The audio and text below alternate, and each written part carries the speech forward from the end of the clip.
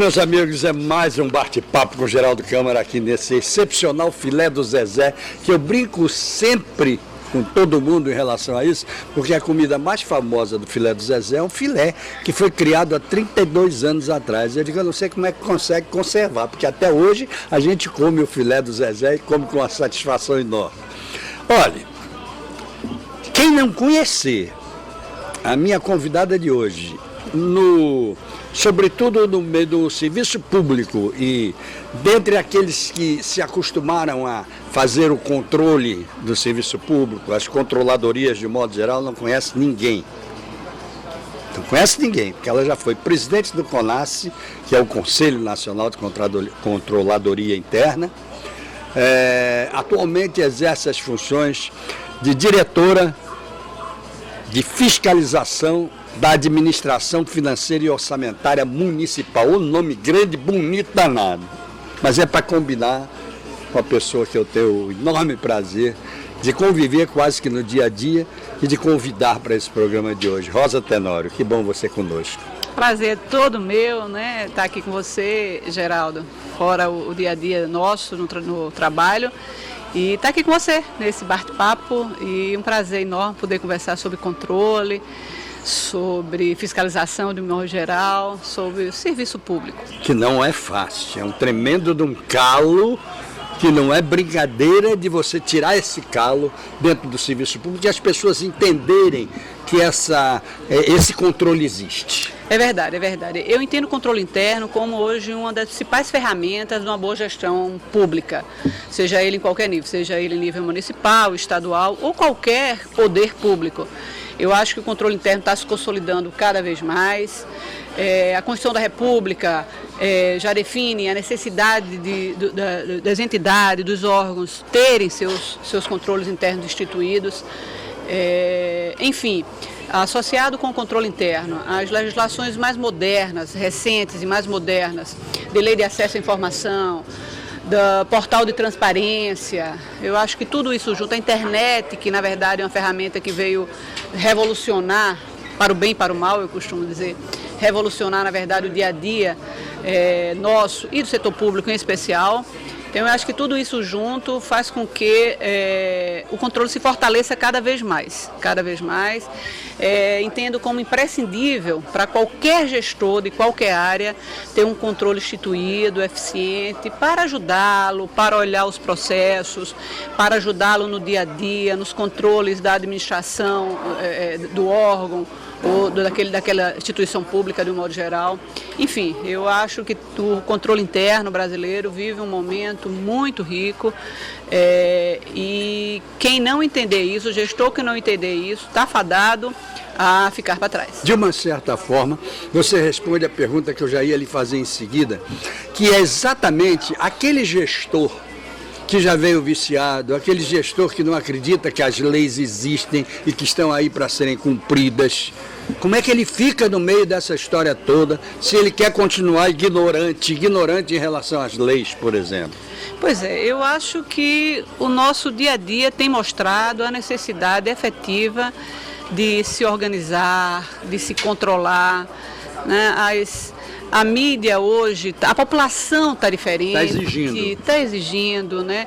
A própria mídia é mais vigilante. Muito mais. Né? Muito mais vigilante. A população está acordando, a população está cobrando mais. Como eu te falei, a internet, com a exigência que todo ente público possua seu portal de transparência, a internet é acessível hoje a qualquer pessoa, em qualquer lugar. Não tenha dúvida. Seja através de computadores pessoais nas nossas casas, seja através das lan houses, das escolas, enfim, dos centros públicos, né, centros de bairros, enfim. Então hoje a gente tem informação na nossa casa a qualquer hora. E com um pequeno detalhe, é que o conteúdo que a internet proporciona ao internauta de um modo geral, ele é muito rico, a gente chega a brincar com o Dr. Google, né? Se um de nós aqui nessa entrevista disser alguma coisa que o nosso telespectador queira se aprofundar mais ou saber mais, ele vai lá e ele descobre. É verdade. Então só não sabe quem não quer. É verdade. Hoje está muito mais acessível, como eu falei, e com isso a população fica com mais ferramentas, com mais informações para cobrar. né? E o gestor, repito, que eu já falei e você também já enfatizou, Geraldo, o gestor que não entender que o serviço público está diferente, que o mundo está ficando diferente, está ficando mais exigente, que a gente já não aguenta mais certas ineficiências, seja públicas, sejam privadas de um modo geral, vai ficar. Eu acredito que nenhum gestor moderno, nenhum gestor mais atual queira desconhecer ou queira ficar a reboque desse novo momento que vive o setor público brasileiro. Muito bem. Agora vejamos o seguinte, a gente também vive um tempo onde há encontro de tempos e desencontro de tempos. Ou seja, no serviço público você tem aquele que não foi acostumado a uma certa tecnologia e que continua sem querer ser acostumado a essa tecnologia. Você encontra aquele que não tem o menor interesse de aprender porque não vai facilitar a vida dele, e tem o que quer aprender até para saber demais. E por aí vai, as coisas vão por aí. Como coordenar isso tudo quando se quer fazer um controle interno correto, justo, como o Brasil pede? Pois existe sim uma resistência natural, né? Principalmente dos mais antigos. Hoje as crianças já nascem tecnológicas. Exatamente. Né? Hoje é muito mais fácil, né? Mas há sim uma resistência, principalmente dos servidores mais antigos, das pessoas mais antigas, com essa nova tecnologia, que é o computador, que é a informática, que é a internet de um modo geral. Mas olha, não tem como fugir.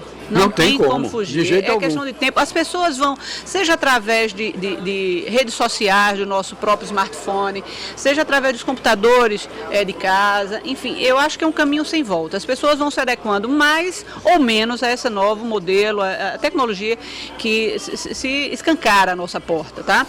Agora, deixa eu dar um exemplo específico do trabalho que a gente vem fazendo ultimamente no tribunal, que é o fortalecimento dos municípios através dos portais de transparência. Sem dúvida. Não é? Então a gente entende, a gente tem conversado com os municípios alagoanos, a legislação é muito clara, há uma exigência por lei de que todos os municípios, todos os órgãos públicos de um modo geral, especialmente os municípios, que é esse que a gente está no dia a dia, né, esse nome grande dessa diretoria, nada mais é do que a diretoria de fiscalização dos municípios. Exatamente, né? exatamente. A gente fiscaliza os municípios, os 102 municípios alagoanos e suas respectivas câmaras. Aliás, eu queria até que você abrisse um pouquinho ainda dentro do mesmo assunto, mas abrisse um pouquinho, porque eu sempre me fixo muito nesse assunto quando falo desse assunto no programa, que é tudo começa com o Tribunal de Contas. É a obrigação que os municípios têm de prestar contas ao Tribunal de Contas do Estado de Alagoas. Por isso, talvez a fiscalização tenha que ser muito maior. Sim, e a capacitação, claro. Com certeza. Então, a ideia da gente é a gente criar um tribunal móvel, um tribunal mais perto dos jurisdicionados. Perfeitamente. Jurisdicionados são exatamente esses entes, no nosso caso específico, os municípios e câmaras. Mas o tribunal fiscaliza o governo do Estado com todos os seus órgãos e secretarias, autarquias, enfim. Então, todos esses entes, seja que é público, seja municipal ou estadual, está sujeito à fiscalização e os normativos do tribunal. Então, o tribunal está com esse novo modelo adotado pela atual diretoria, pela atual presidência, na pessoa do Otávio Lessa, conselheiro presidente Otávio Lessa, conselheira vice-presidente Rosa, desse dinamismo, de inserir essa nova ferramenta, que é a virtualização de processos. Nós estamos caminhando, um ano de mudança muito intensa lá, para a virtualização de processo, para que a gente ganhe celeridade e ganhe a modernidade com o próprio tribunal com os processos eletrônicos. Então a gente caminha para instituir a partir do próximo ano, de janeiro de 2016, os processos eletrônicos. Com isso ganham os jurisdicionados, porque a gente vai ter mais rapidez na análise processual. Ganha na questão de que os municípios não precisem estar vindo à capital para protocolar no tribunal fisicamente aquelas exigências, aqueles documentos exigidos pelo tribunal. Enfim, eu acho que todos ganham, seja na celeridade, seja na economicidade. E além disso, definição da nova presidência do tribunal, dessa nova diretoria, que a gente esteja mais junto dos municípios, mais junto dos jurisdicionários, mais junto dos órgãos. Que os municípios confiem no nosso trabalho, que é um trabalho para eles. Exatamente. Para eles. Então a gente vai trabalhar muito mais a prevenção. A prevenção. Nós temos regimentalmente, por competência, fiscalizar, né, e aprovar ou não, através do pleno do tribunal, que são 7 conselheiros, aprovar as contas dos gestores públicos, mas, acima de tudo, o tribunal quer estar mais junto para fazer um trabalho muito mais preventivo. A gente quer estar indo nos municípios, formando os grupos de municípios por grupos de fiscalização e a gente poder conversar com o contador, com o prefeito, com os secretários, com os controladores internos, que tem um papel relevante, como já afirmei, para que a gente possa tirar dúvidas, orientar. Profundamente didático. Exatamente. Então, esse é um novo modelo, é um novo momento que a gente deve definitivamente estar implantando a partir de 2016 no tribunal. Com isso, tenho certeza que ganha o Estado de Alagoas e ganha o alagoano. Bom, como você é a pessoa exatamente dentro do tribunal que está mais próxima dos municípios por essa questão de implantação da virtualização e não só disso como da fiscalização, como é que você tem sentido a reação, sobretudo dos gestores maiores? Pois não, a gente tem uma relação estreita, naturalmente, com a AMA, né? Que facilita a nossa comunicação com os municípios, através do seu presidente, Marcelo Beltrão, sempre muito receptivo. Isso. Então, a AMA tem sido um parceiro importante nesse chegar junto, nessa proximidade que o presidente Otávio Lessa está querendo dar ao tribunal junto com os jurisdicionados. Então, a gente entende, a gente vê uma receptividade positiva nos municípios polos, digamos assim, Maceió, Arapiraca, Penedo, União, enfim, os municípios maiores do estado de Alagoas, Palmeira, Delmiro, a gente sente uma receptividade, a gente sente que os municípios já estão mais adequados à legislação da transparência pública, por exemplo, que é uma coisa que a gente tem trabalhado, inclusive em conjunto com o Fórum de Combate à Corrupção e especialmente com os Ministérios Públicos de Conta do Estado e o Federal. Então, o meu sentimento é que as coisas estão mudando, que os municípios, que os jurisdicionados estão entendendo esse novo momento, tá certo? O tribunal tem se capacitado, o tribunal tem se modernizado e eles estão entendendo que esse novo momento que a gente busca de proximidade visa fortalecê-lo, mas muito mais do que isso, fortalecer o Estado de Alagoas como um todo e o cidadão alagoano. Eu acho que o objetivo maior do tribunal é a fiscalização, mas a fiscalização com o objetivo de buscar a melhoria de vida, a qualidade de vida do povo alagoano, por mais que você não queira enxergar. Exatamente. Até porque é esse povo alagoano que pode ser o grande partícipe dessa mudança. Porque ele pode ser um agente, sem dúvida alguma, da denúncia, mas de uma denúncia positiva, objetiva, de ajudar essa fiscalização dentro do seu próprio município. Concorda? Sim, claro. O fomento ao controle social é outra importante ação que a gente vem desenvolvendo dentro do tribunal, apoiado desde sempre pelo presidente Otávio Lessa e pelo Fórum de Combate à Corrupção, que tem sido um parceiro muito importante. Eu queria abrir um parênteses aí, exatamente nesse fomento à participação social e a questão do foco logo após os nossos comerciais. Pois não. Tá bom? Okay. Vou pedir licença a você para ir lá. Que prazer estar recebendo aqui Rosa Tenório, que eu diria que é nossa colega também dentro do tribunal e que tem feito um trabalho magnífico lá dentro, digno de aplauso de todos. E o aplauso é tão grande que ele não é só dentro, ele é fora também, e depois ela vai contar um pouquinho sobre isso. E outro dia ela recebeu uma senhora comenda do CONAS lá em Belo Horizonte. A gente vai falar um pouquinho sobre essa comenda, que eu tenho certeza de que orgulha. Tenho certeza disso. Vamos lá, gente. Lembrando a vocês do nosso parceiro Teto e Rava, que fizeram um lançamento imobiliário em Riacho Doce, que se chama Riacho Doce Beach Residence. 303 apartamentos, todos voltados para o mar. Apartamentos para solteiro, apartamentos para casal sem filho, para idosos, para veranista, para aquele que só vai no final de semana e até para o investidor, de um modo geral. Porque pode ter certeza de uma coisa, o Brasil pode estar numa crise incrível, os preços de imóveis podem estar caindo, mas com imóvel não se perde dinheiro. Presta atenção no que eu estou lhe dizendo. Depois tudo volta à normalidade e o imóvel volta a se valorizar. Eu acho que é um grande, sempre foi e sempre será um grande investimento.